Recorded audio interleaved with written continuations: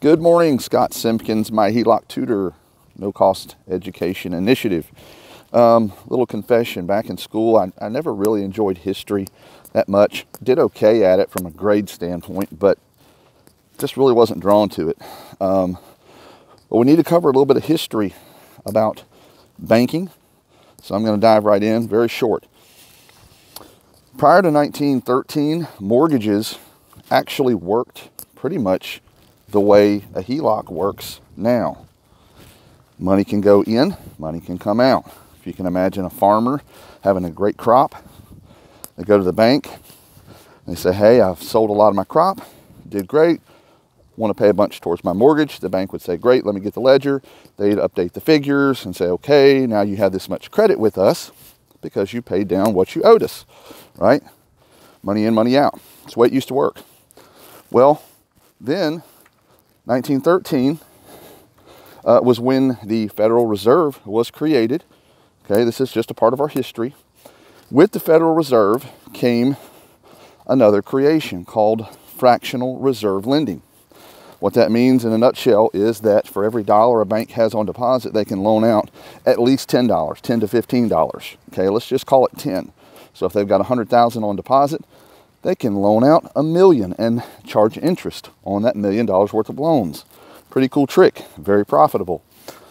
Well, when that opportunity came up, the banks then wanted more deposits. They said, how can we get more deposits?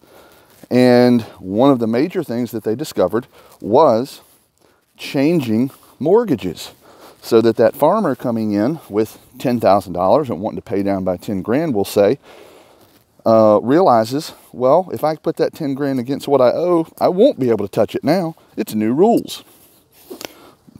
And so now the farmer comes in and says, what, I can't get access to this?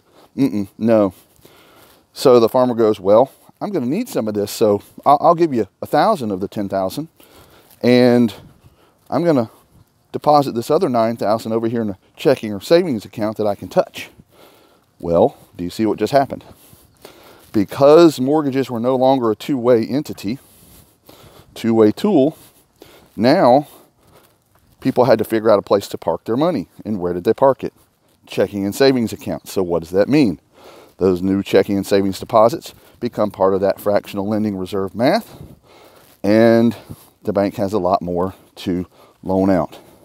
This is not conspiracy. It is true. It's real. It's the way the system works. No big deal, but it's really important when you understand the system.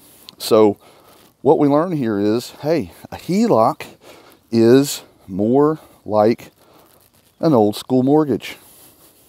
It's still money in, money out, 24/7, 365. We have control. So think about that when you think about where you store your money. I'm going to hit on some other things talking about segmenting your money, which is really what I just covered, but I'm going to go through it in a little bit different way. Thanks for listening. Stay tuned.